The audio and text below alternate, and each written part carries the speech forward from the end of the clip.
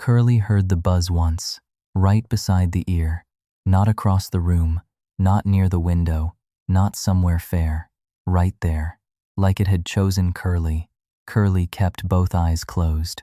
That was supposed to mean peace. The mosquito disagreed. The buzz came again, closer, thinner, almost private. Curly opened one eye. The room was dark. The room knew nothing. The pillow was warm. The blanket was twisted. The phone was face down beside the bed. Everything looked innocent. That felt insulting. Curly had been almost asleep. Not asleep. That would have been too much luck. Almost asleep. The delicate version. The kind that disappears if anyone says its name. The mosquito had said its name. Curly stayed still. Very still. As if the mosquito might forget there was a person here. The buzz stopped. That should have helped. It did not. The silence felt planned. Curly waited. Nothing happened. The ceiling fan turned slowly, too slowly, like it was avoiding responsibility. Curly closed the eye. The buzz returned immediately, right at the ear. Curly slapped the air. Too late, too dramatic. Mostly pillow. The pillow took the hit. The mosquito escaped. Curly lay there with one hand raised, a person losing to something almost invisible. Nobody saw it. That did not make it better. Curly pulled the blanket higher, one ear covered, one ear exposed. The exposed ear became the problem. Curly switched sides. Now the other ear was available. The mosquito accepted the invitation. It arrived with one clean sound. A tiny electric insult. Curly sat up. The room woke with them. That felt unfair. Curly had not agreed to restart the night. The phone lit up slightly from the movement. No notification. Just the screen being involved. Curly reached for it. Turned on the flashlight. The room appeared too quickly. A chair with clothes on it. A cup on the desk. A charger near the floor. A sock in the wrong place. Curly hated the room briefly. The mosquito was nowhere. Of course, it could enter Curly's ear but not show up for inspection. Curly scanned the wall. Nothing. Scanned the ceiling. Nothing. Scanned the curtain. Too many dots. Too many shadows. Every small mark looked guilty. Curly leaned closer to one. Dust. Curly hated the dust, then felt unfair. The dust had not attacked anyone. Curly lowered the phone. The flashlight made the hunt feel too official. Curly raised it again. No, this was official. The buzz passed behind the head. Curly turned too fast. The phone light hit the wall. Nothing moved. Curly slapped the wall anyway. A small flat sound. No mosquito, no evidence. Just Curly's palm with dust on it. Curly checked the hand, then the wall, then the hand again. The mosquito had no respect for procedure. Curly wiped the palm on the blanket. Then regretted that. The blanket already had enough problems. The buzz disappeared. Curly stood beside the bed, barefoot, holding a phone, holding one slipper. A serious person with unserious equipment. The time on the phone said hi. Muy sao. Curly stared at it. Hi. Muy sar was not a time. It was an accusation. Curly had gone to bed at muy hi. Bon muy tarm. That had seemed responsible enough. Not truly responsible, but close. The mosquito had found the weakness in that plan. Curly heard the buzz again, near the desk. Curly turned slowly. The mosquito did not appear. Only the cup, the charger, the corner of a notebook, the phone charger cable hanging halfway off the table. Curly lifted the cable, set it down. No mosquito. Curly moved the cup. No mosquito. Curly opened the notebook. No reason. A page said, "Call dentist." Curly closed it immediately. The mosquito was better. The mosquito was at least a problem with wings. The dentist was a future version of shame. Curly returned to the wall. The flashlight shook slightly. Curly changed hands. The slipper felt too soft to be justice. The buzz came near the ear again. Curly flinched. The mosquito had ignored all visible space and returned to Curly's head. That felt personal. Too personal. Curly whispered, "Why me?" Then felt stupid. It was a mosquito. not a moral event. Still, there was a whole room. There were walls, a curtain, a chair, a damp towel somewhere, possibly. There were options. The mosquito kept choosing Curly. Curly opened the window, then immediately paused. Opening the window could invite more. Closing the window kept this one inside. Curly stood there with one hand on the frame, considering immigration policy for insects. Curly closed the window, then opened it slightly, then closed it again. This solved nothing, but it had gestures. The buzz stopped. Curly listened. The room was silent, too silent. Silence after buzzing was not silence anymore. It was hiding. Curly walked to the kitchen, not because the mosquito was there, because the room had become annoying. The hallway was dark. The floor was cold. Curly liked having a different problem. In the kitchen, the refrigerator hummed. Curly opened it. The light came out too brightly. There was nothing to eat. Curly was not hungry. That had never mattered. Curly looked at a lemon, a sauce bottle, a container with a lid that had lost everyone's trust. Curly took out water, poured a glass, drank half a sip. The water was too cold. Curly carried the glass back like it would help. The bedroom was waiting. The mosquito was probably waiting too. That was the worst part. Curly placed the glass on the desk, too close to the phone, moved it away, too close to the edge, moved it back. The glass now had a roll. Curly did not know what roll. The phone screen lit up. A message preview appeared. "You awake?" Curly stared at it. This was technically accurate. That made it worse. Curly was awake, but not available. Those were different. The mosquito buzzed. Curly felt relief, a terrible relief. At least this problem was not asking for a reply. Curly turned the phone face down, picked up the slipper, returned to the hunt. The buzz was near the curtain.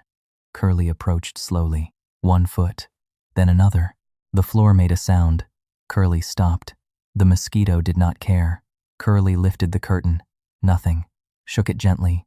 Nothing. Shook it harder. Dust fell. Curly sneezed. The sneeze sounded enormous. The room was fully awake now. Curly stood still afterward, as if stillness could apologize. The buzz came from behind. Curly turned. There, on the wall, a tiny dark mark. Real, visible, small enough to be offensive. Curly froze. The mosquito froze too. Or maybe it was resting. That felt arrogant. Curly lifted the slipper, slowly. The mosquito stayed. Curly took 1 step closer. The floor creaked. The mosquito flew away. Curly swung anyway. The slipper hit the wall. Loudly. Too loudly. Curly froze. The neighbor might have heard. Now someone else might be awake, because of Curly, because of the mosquito. The guilt expanded. Unfairly. Curly checked the wall. No mosquito. Just a faint mark from the slipper. Curly rubbed it. The mark got worse. Curly stopped helping. The buzz passed near the lamp. Curly turned. Too late. Again. The mosquito had timing. Curly had reactions. These were not the same. Curly sat on the bed. The bed made a tired sound. Curly looked at the slipper. The slipper looked innocent. Too soft. Too domestic. Not built for war. Curly opened the phone browser. Typed, "Why mosquito buzz near ear?" Then deleted it. Too desperate. Typed, "Mosquito keeps coming to my face." Worse. Searched anyway. The first result said mosquitoes are attracted to carbon dioxide. Curly stared at the sentence. Breathing. That was the crime. Curly had been attacked for continuing to exist. That felt unfair in a larger way than Curly wanted at high AM. Curly closed the browser. Opened it again. Read another line. Body heat. Skin. Scent. Curly looked at their arm. The body had betrayed them by being detectable. Curly put the phone down. The message preview was still there. "You awake?" Curly was even more awake now. Scientifically. The mosquito buzzed again, near the ceiling. Curly followed it with the flashlight. The light moved slowly across the wall, across the corner, Across the curtain rod, nothing.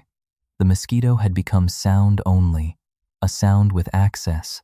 Curly lay down, not surrender, a trap, one arm outside the blanket, an offering, a ridiculous offering. Curly waited. The arm became important. The wrist became loud. The elbow had never felt so visible. The buzz approached. Curly kept still, very still, too still. The mosquito came close. Curly waited longer, too long. Slapped the arm. Hard. The mosquito was not there. The arm turned red. Curly stared at it. Self-inflicted injury. No enemy. No justice. Curly almost laughed, then did not. The phone buzzed. Curly froze. Different buzz. Larger, heavier, social. Curly picked it up. The message said, "Lol, never mind." Curly stared. Now the person had left before Curly arrived. Curly had been busy being hunted by biology. That sounded fake, even though it was true. Curly opened the chat. Mistake. The messages turned read. The text box appeared. Curly typed, "Sorry, mosquito." Stopped. That was not a sentence. Typed more. "There's a mosquito in my room." It looked like an excuse. A cartoon excuse. A real cartoon excuse. Curly deleted it. Typed, "Sorry, I'm awake, too honest." Deleted I'm. Now. Sorry, awake. Not language. Deleted everything. The buzz came near the ear. Curly looked up. Saved again. Saved by the enemy. Curly locked the phone, put it face down, then picked it up again. The chat was still open. The empty box waited. Curly set the phone aside. The mosquito had landed above the desk. Finally, clear, still, almost elegant. Curly lifted the slipper. This time, no waiting. The slipper hit the wall. A small sound, then silence. Curly kept the slipper pressed there, breathing carefully, afraid to check, afraid not to. Curly pulled it away. There was a mark, tiny, dark, real. Curly leaned closer. The mosquito was gone in the most permanent way. Curly had won. Probably. Curly stared at the mark. The victory was smaller than the anger required. That felt embarrassing. Curly got a tissue, wiped the wall, looked away while doing it. The tissue folded around the evidence. Curly threw it away, then washed their hands. Twice. The bathroom mirror showed Curly at high, Bamoy born, hair wrong, eyes too open, shirt twisted, a red mark on one arm from Curly's own slap. One bite on the ankle. So the mosquito had won too. Curly stared at the bite. Small, round, fresh. A final signature. Curly scratched it once, then stopped, then scratched around it, as if that was discipline. Back in the room, the phone was glowing. Curly had left it unlocked. The chat was still open. Lol, never mind. The mosquito was dead. The excuse was dead too. Curly sat on the bed, the slipper on the floor, the glass of water on the desk, the room quiet, in a way that felt suspicious. Curly typed, "Sorry, there was a mosquito." Deleted it. Too stupid. Typed, "Sorry, I got distracted." Too vague. Also true. Deleted it. Typed, "You still up?" Too late. Too needy. Deleted it. Typed, "Sorry." Too open. Deleted it. The empty box blinked. Curly had killed the visible problem. The invisible one remained. Curly locked the phone, placed it face down, moved it away, then pulled it closer. Close enough to hear, far enough to deny. The ankle itched. Curly scratched it. The room stayed quiet. No buzz, no vibration, no new message. Curly had wanted quiet. Curly had earned quiet. Curly did not like how quiet felt after winning. The pillow was warm again. Curly turned it over. No cold side left. The blanket was crooked. Curly fixed it, then fixed it again. The fan turned slowly. Still useless. Curly closed both eyes. Sleep came near. Not close, Near. Curly held still. Carefully. Like sleep might scare easily. The ankle itched again. Curly did not scratch. The phone did not vibrate. Curly did not check. For almost a full minute, Curly became almost reasonable. Then the phone buzzed. Curly opened both eyes. The body reacted first. Hope, dread, irritation, all in one small movement. Curly reached for the phone. The reply said, "You good?" Kind, small, terrible. Curly stared at it. The Mosquito had asked less. Curly typed, "Yeah," deleted it. Typed, "All good," deleted it. Typed, "Mosquito," deleted it immediately. Insane. Typed, "Yeah, just tired." This was acceptable. Also a lie. The tired part was true. The just was doing too much. Curly deleted just. Now, yeah, tired, too bare. Added, haha, worse. Deleted everything. The box was empty. Nothing embarrassing had been sent. Nothing helpful had been sent either. Curly placed the phone face down, then turned it slightly, just enough for the edge of the screen to show, just in case. The ankle itched. The room stayed silent.